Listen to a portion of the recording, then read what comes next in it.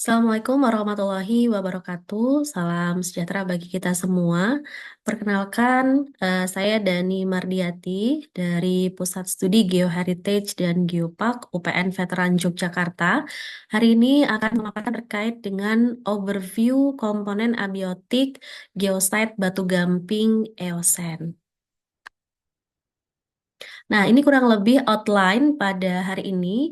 Nanti akan ada pendahuluan terutama terkait dengan geopark, kemudian geosite Batu Gamping Eosen, lalu komponen abiotik geosite Batu Gamping Eosen, dan juga rekomendasi penelitian di daerah tersebut.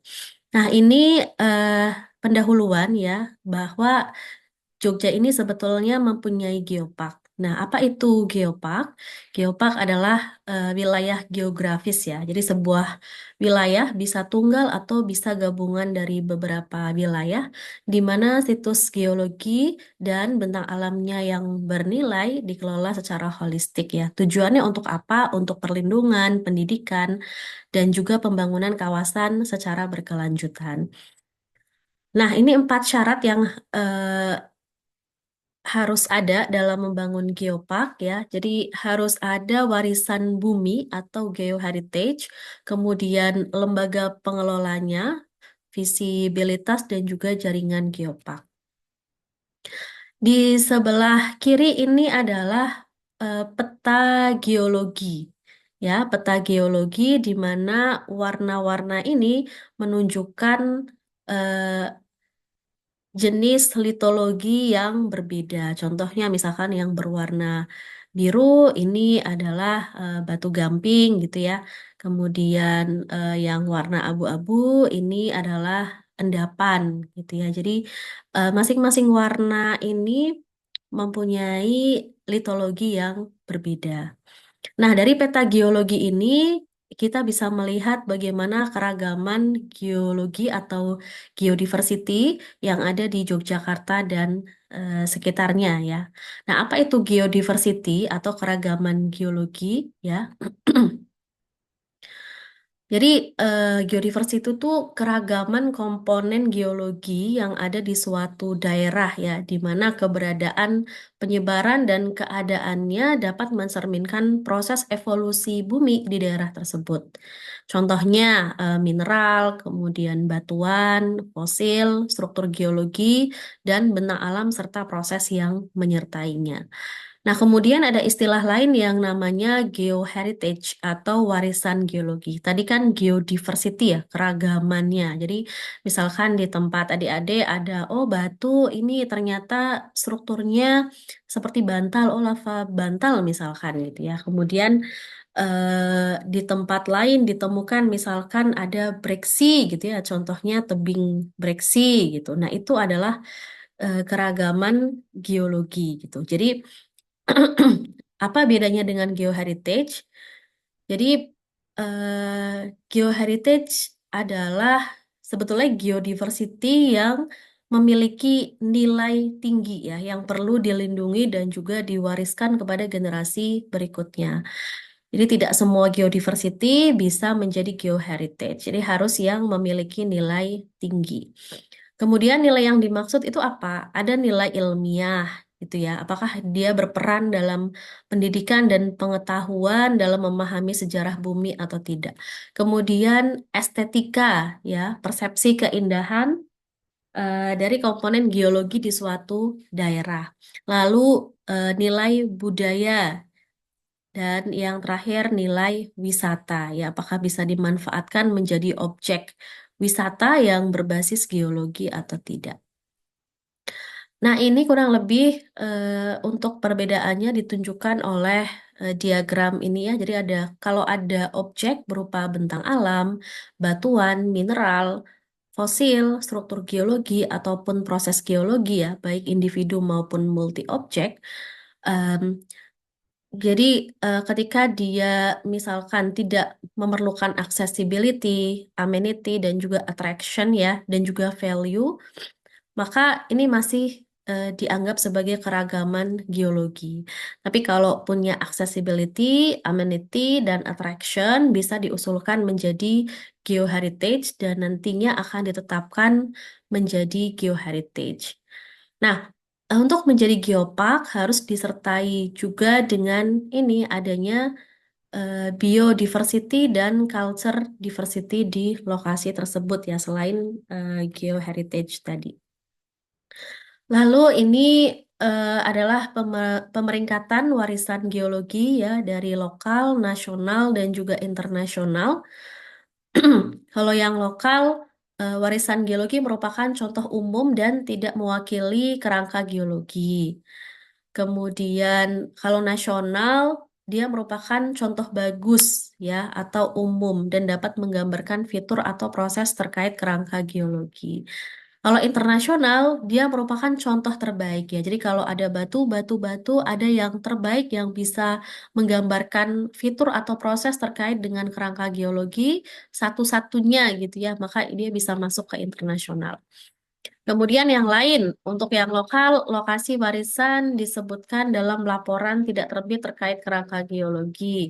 Lokasi warisan tidak terjaga dengan baik dan fitur geologi sudah mengalami perubahan atau modifikasi. Kalau yang nasional, dia terjaga dengan baik tapi masih utuh. Kalau internasional, dia sangat terjaga ya, sangat terjaga dengan baik. Ya, jadi ada pemeringkatan untuk lokal, nasional, dan juga internasional.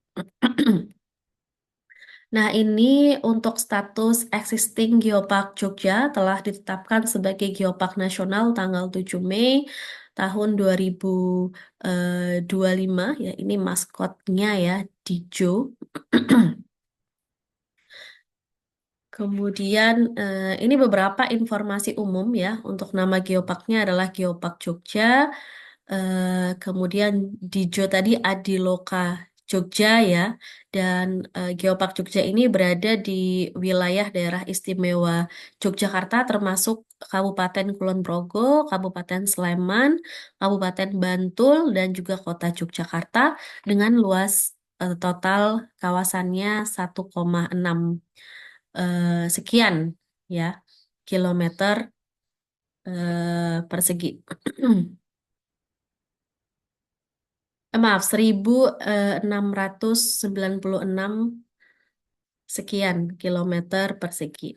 Nah, kemudian ini adalah 15 lokasi geoheritage eh, atau kita menyebutnya geosite ya, geosite atau geoheritage site. 15 situs warisan geologi di mana satu internasional, 7 nasional, dan 7 lokal. Nah, apa saja atau di mana saja lokasi tersebut? Yang pertama adalah Gumuk Pasir Parangtritis, ya. Eh, Kemudian di Tebing Breksi Piroklastik Purba Sambirjo, lalu di Mangan Kliripan Karangsari, lalu di Goa Kiskendo, Lava Bantal Berbah, perbukitan perbukitan asal struktur geologi Widosari. Kemudian ada aliran piroklastik Bakalan, ada kompleks batuan Merapi Turgo Pelawangan Pakem, lalu Rayapan Tanah Ngelepen ya, sesar opak Bukit Mengger, kemudian kompleks perbukitan intrusi Godian dan seterusnya. Dan salah satunya itu adalah Batu Gamping Eosen ya yang nanti akan kita bahas. Kemudian ini 5 biodiversity site-nya atau biosite-nya ya bisa dilihat di sini. Dan yang terakhir adalah 4 cultural diversity site atau culture site ya, 2 kawasan cagar budaya dan 2 warisan budaya tak benda. Nah, sekarang kita masuk ke geosite Batu Gamping Eosen ya. Jadi dari 15 tadi yang merupakan geoheritage site dipilih gitu ya yang mewakili yang merupakan betul-betul bernilai tinggi ya. Salah satunya adalah geosite Batu Gamping Eosen ya di mana bentukannya seperti ini ya, ada sebuah batu begitu ya, sebuah situs artefak gitu ya, atau rekaman dan bukti evolusi dari sejarah bumi Jogja, ya, yang menunjukkan pengendapan lingkungan di laut ya sebelum masa gunung api purba terbentuk. Jadi sebelum ada Gunung Merapi, Gunung Merbabu, kemudian Gunung Bromo dan lain-lain ya, yang gunung api baru yang masih terlihat kerucut bentukannya ya. Sebelum itu terbentuk, ternyata ini sudah terbentuk terlebih dahulu dan lingkungannya adalah lingkungan laut ya, karena kita menemukan beberapa fosil di situ ya, yang menunjukkan lingkungan hidupnya itu di laut. Dan situs ini ya terdapat singkapan langka berbentuk monumen batu gamping berumur Eosen. Jadi kalau di geologi kita mengenal yang namanya skala waktu geologi ya, mulai bumi terbentuk gitu ya sampai saat ini. Nah, eh, untuk umur relatif dari batu ini adalah berumur Eosen, di mana Eosen itu umurnya sekitar 54 sampai 36 juta tahun yang lalu ya, di mana di antara endapan fluvia vulkanik. Jadi batu gamping ini ternyata terletak eh, temennya itu sudah tidak terlihat gitu ya. Jadi di sekitarnya itu sudah merupakan endapan fluvio vulkanik ya yang berumur kuarter ya, dari hasil endapan erupsi Gunung Merapi gitu ya yang terendap gitu. Jadi sudah tertimbun oleh endapan-endapan tersebut. Nah, kemudian batuan yang menyusun dari lokasi ini adalah batu gamping atau kalau bahasa umumnya tuh batu kapur gitu ya. Tapi kalau istilah di geologi namanya batu gamping. Jadi batu gamping itu adalah nama untuk batuan yang mengandung senyawa kalsium karbonat atau CaCO3 yang lebih dari 90%. Di mana istilah Eosen di belakang nama situs ini menunjukkan batuan ini berumur Eosen, yaitu 54 sampai 36 juta tahun yang lalu. Nah, berdasarkan beberapa penelitian sebelumnya, pada batuan ini ternyata ditemukan fosil-fosil foraminifera. Ya, spesiesnya contohnya adalah Pelatispira orbitoide, kemudian ada Disco Cyclina dan juga ada Numulites. Nah, dari temuan-temuan ini dapat disimpulkan bahwa endapan batu gamping eh, di Ambar Katawang ini dia berumur Eosen. Nah, ini foto dari lokasi eh, geosite-nya ya, geosite batu gampingnya berada di sebelah barat ya dari kota Jogja. Kemudian ini foto singkapannya ya, ini juga. Dan yang D dan E ini merupakan fosil yang ditemukan di dalam batuan yang merupakan fosil foraminifera. Ini spesiesnya Discocyclina dan juga Numulites. Bentuknya seperti mata seperti ini ya. Ini kemudian eh, beberapa geoheritage Sleman ya yang berkotak merah. Ya, ini adalah peta sebaran geoheritage di Kabupaten Sleman. Lalu apa sih arti penting dari formasi Nanggulan ya? Jadi tadi kan batu gamping Eosennya itu masuk ke dalam formasi Nanggulan. Nah, apa pentingnya formasi Nanggulan? Ternyata formasi Nanggulan ini adalah bukti bahwa dulu pernah ada periode pra gunung api purba ya. Jadi ada gunung api purba di bagian selatan ya dari Pulau Jawa. Kemudian ada yang gunung api kuarter ya atau yang masih baru seperti Merapi, Merbabu gitu ya itu masih baru. Nah, sebelum periode Gunung Api Purba itu ternyata batu gamping atau formasi Nanggulan ini sudah terbentuk ya. dan lokasinya terbentuknya itu di laut karena ditemukan fosil-fosil foraminifera tadi. Nah, ini adalah peta geologi lembar Yogyakarta oleh Raharjo tahun 95. Jadi yang sebelah kiri menunjukkan peta geologi. Di tengah ini adalah korelasi satuan petanya ya. Jadi eh, yang berwarna-warna ini yang menunjukkan litologi atau formasi ya dari suatu batuan, maka di sini kita bisa melihat bagaimana urutan-urutan pembentukan batuannya. Mana yang lebih muda dan mana yang lebih tua. Yang lebih muda akan berada di paling atas, yang lebih tua atau terbentuk terlebih dahulu, dia berada di paling bawah. Dan yang kanan ini adalah skala waktu geologi pada kala Kenozoikum, ya, mulai dari kuarter, neogen, paleogen. Jadi ini adalah rentang dari umur-umur skala waktu geologi. Nah, ini lokasi geosite dari Batu Gamping Eosen ya. Jadi kalau kita lihat eh, pada peta geologi ini, jadi kalau dilihat di sini di sekitarnya itu adalah endapan Merapi ya, tapi kok dia muncul sendirian gitu di sini ya. Jadi itu bernilai tinggi ya, bisa sebagai edukasi, bisa sebagai wisata dan seterusnya. Jadi makanya dijadikan sebagai lokasi geoheritage. Nah, ini adalah tabel hasil pengkriteriaan geosite Batu Gamping Eosen ya, yang berada di Kelurahan Ambar Ketawang, Kapanewon Gamping, Kabupaten Sleman. Jadi eh, Batu Gamping Eosen ini dicirikan oleh terdapatnya singkapan langka ya batu gamping berumur Eosen ya yang berada di antara endapan fluvio vulkanik ya yang berumur lebih muda, berumur kuarter, hasil aktivitas dari Gunung Merapi. Nah, kemudian dalam batu gamping ini juga mengandung fosil foraminifera. Ya, jadi eh, sangat bernilai.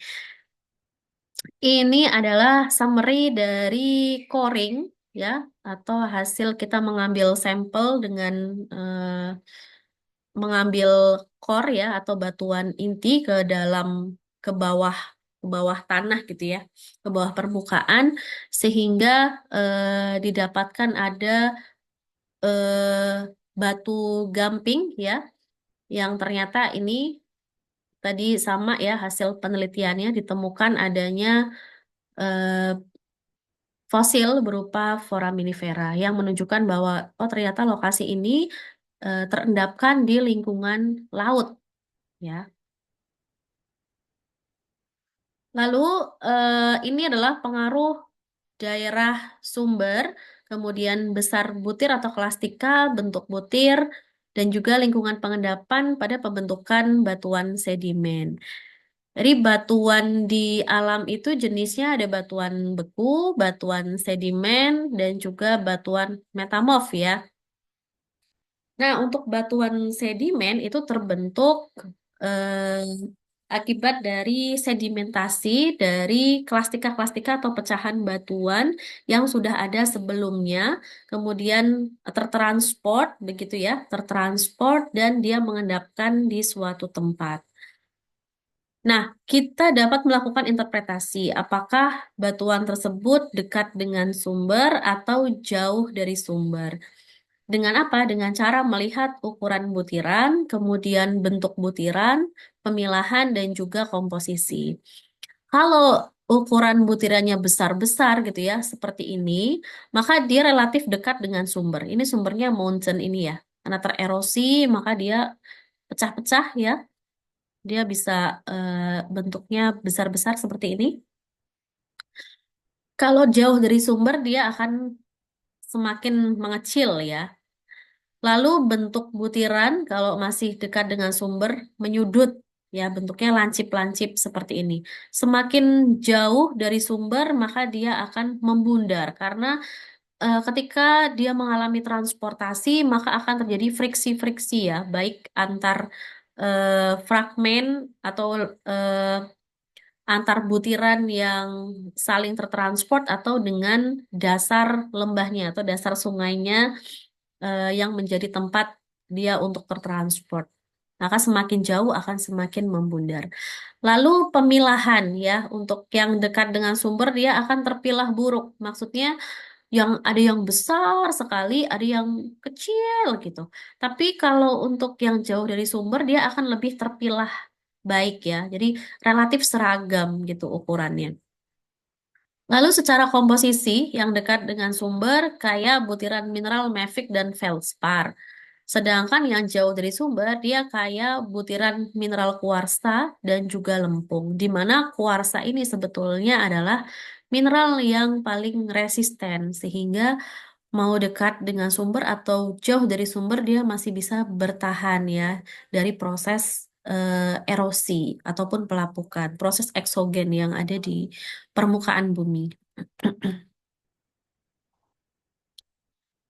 Nah, di mana sajakah batuan sedimen dapat terbentuk? Sebetulnya untuk lingkungan pengendapan dari batuan sedimen itu secara umum dibagi tiga ya, di darat, kemudian di daerah transisi, lalu di daerah laut. Namun masing-masing lingkungan pengendapan tersebut nanti akan dibagi-bagi lagi. Di darat macam-macam ya, ada di sungai, ada di danau gitu ya. Transisi itu nanti ada delta gitu ya, pantai gitu. Kemudian di laut nanti ada laut dangkal, laut dalam gitu ya.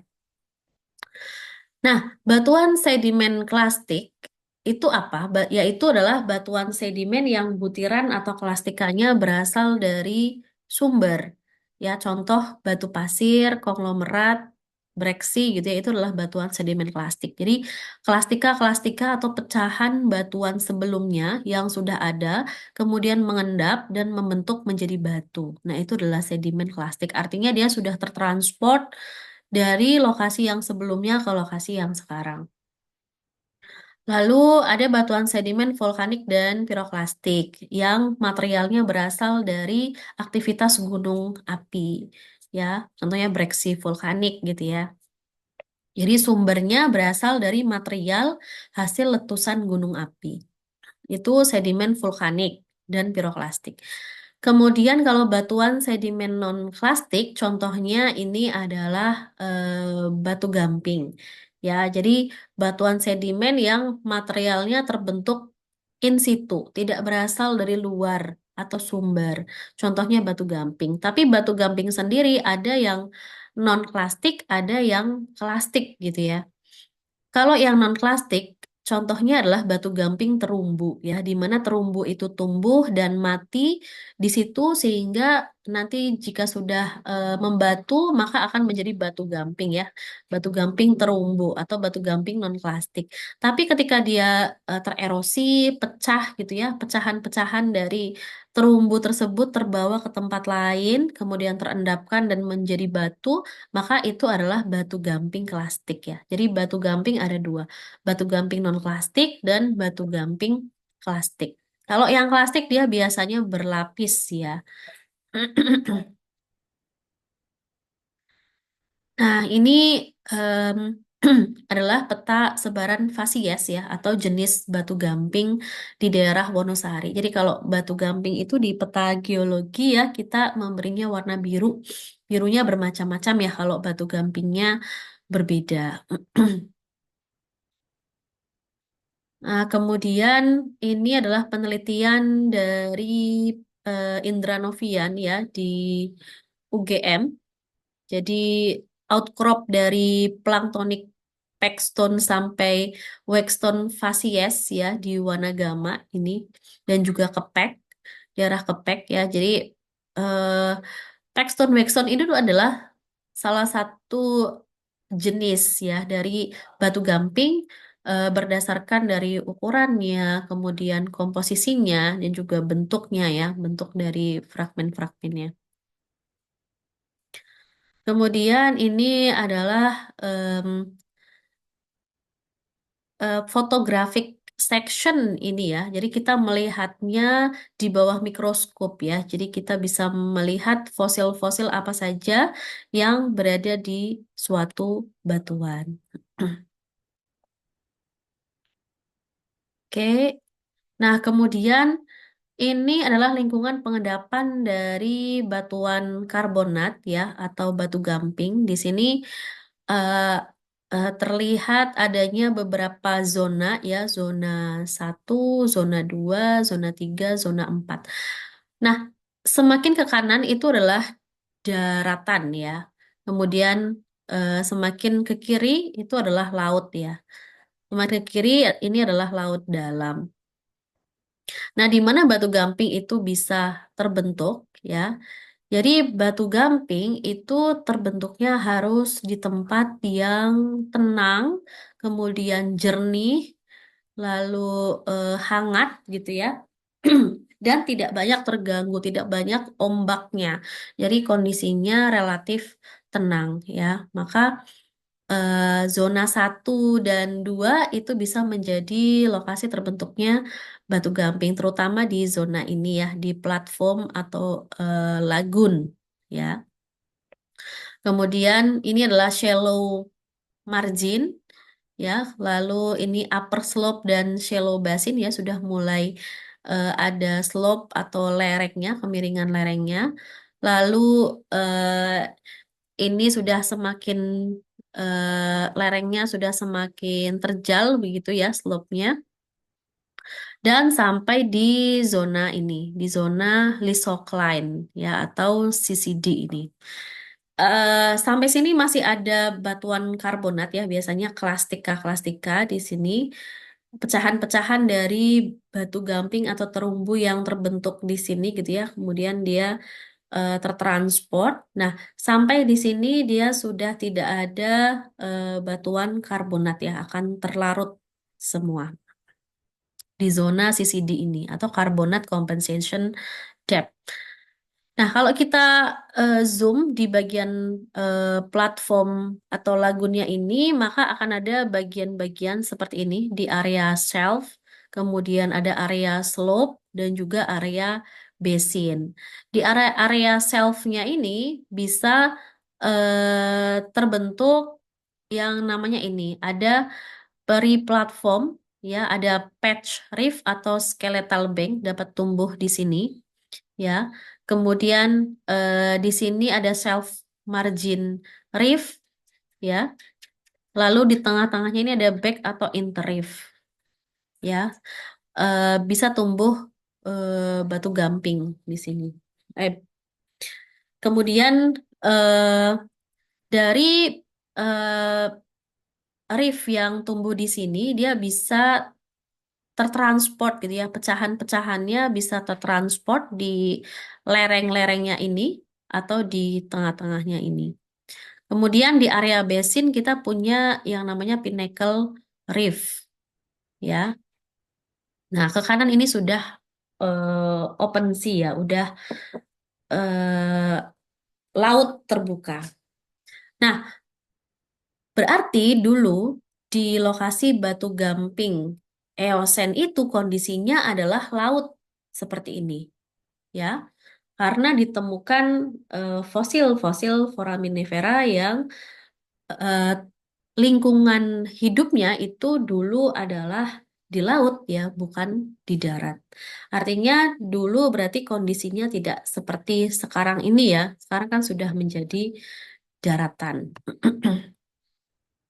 Nah, ini contoh dari tiga tipe dari coral reef yang ada di seluruh dunia. Ya, ada barrier reef ya, kemudian ada atoll, ada fringing reef. Kalau barrier reef dia sejajar dengan shoreline-nya ya atau pantainya. Kemudian kalau atoll itu dia bentuknya seperti cincin gitu ya, melingkari sesuatu ya yang dulunya ada sejenis batu sejenis gunung api ya bawah laut. kemudian mengalami subsiden atau penurunan, sehingga tertinggallah bagian yang melingkar ini yang disebut dengan atol. Lalu kemudian ada fringing reef, ya, di mana dia sebetulnya berada di pantai juga, jadi sejajar dengan pantai tapi dipisahkan oleh channel di situ ya. Lalu ini contoh dari eh, foraminifera, ya, fosil foraminifera yang bisa ditemukan di dalam batu gamping. Contoh-contohnya, nah ini ada Facies reef, ya, ada interreef, ada flank, ada reef core, kemudian ini flank dan juga ini interreef. Jadi untuk yang reef core berarti ini tempat di mana reef itu tumbuh, ya. Kemudian dia bisa tererosi gitu ya, sehingga dia bisa eh, tertransport di kanan kirinya ini. Nah, ini adalah blok yang menggambarkan regional setting ya, atau tatanan regional dari platform dan juga eh, Wonosari Trough ya, eh, beberapa juta tahun yang lalu.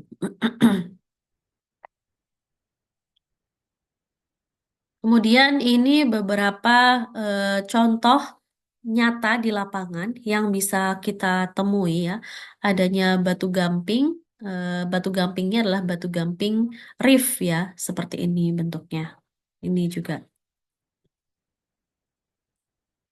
Kemudian kita menemukan juga ada batu gamping yang berlapis ya, yang lokasinya secara fasies berada di sini ya, di interreef. Nah, ini posisi dari eh, Batu Gamping Eosen Ambar Ketawang ya, lokasinya berada di sini. Berarti dulunya lokasi tersebut dulunya berarti lingkungannya adalah laut. Nah, ini adalah komponen abiotik geosite batu gamping Eosen ya. Jadi kalau komponen abiotik itu adalah faktor fisik dan kimia yang tidak hidup ya. Abiotik, tidak hidup, tapi sangat mempengaruhi kehidupan organisme. Ya, contoh dari komponennya itu ada iklim, ada geologi, kemudian hidrologi dan atmosfer. Tapi yang sekarang kita tekankan adalah terkait dengan geologinya, ya. Jadi batuan, mineral, topografinya bagaimana. Nah, ini adalah komponen abiotik geosite batu gamping Eosen. Yang pertama adalah batuan dan mineral, ya. Jadi jenis batuan utama yang ada di lokasi tersebut adalah batu gamping atau bahasa Inggrisnya itu limestone, ya, yang terbentuk dari endapan karbonat.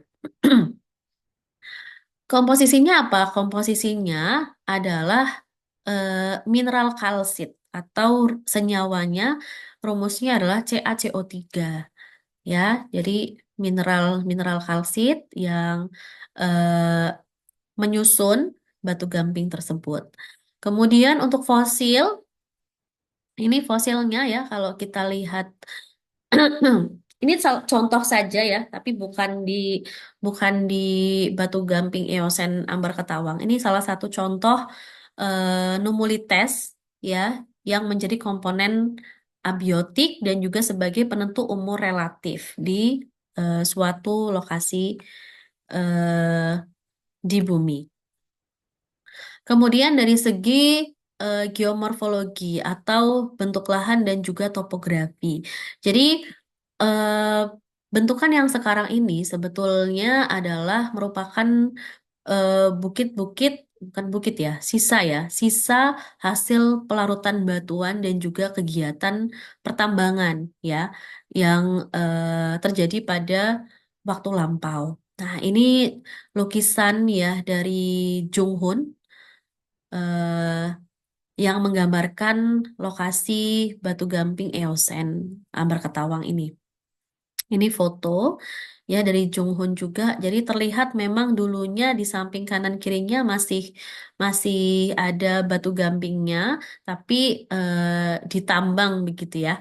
Jadi sekarang yang tersisa hanya sisa-sisa hasil penambangan tersebut. Nah, tapi sebetulnya kita bisa juga melihat ya perkembangan dari topografi di lokasi ini itu menggunakan citra satelit ya. Mungkin nanti kalau adik-adik membuka Google Earth gitu ya, itu kita bisa recap gitu ya dari tahun misalkan eh, tahun misalkan 10 tahun dari sekarang gitu ya 2015.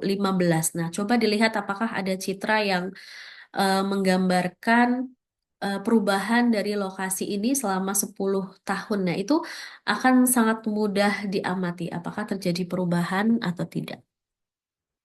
Lalu struktur geologi ya berupa sesar dan juga kekar ya. Sesar tuh patahan, kekar tuh retakan-retakan. Nah, silakan mungkin nanti dapat dikunjungi apakah di sana ada rekahan-rekahan ya yang mengenai batu gamping yang ada di lokasi tersebut. Lalu pengangkatan tektonik ya. Jadi proses pengangkatan lempeng tektonik itu dapat mengangkat batuan yang ada di dasar laut itu terangkat ke permukaan ya sehingga kita bisa melihatnya saat ini ya karena sudah terangkat. Kemudian ini rekomendasi penelitian komponen abiotik untuk geoset batu gamping Eosen ya. Jadi saya merekomendasikan beberapa penelitian.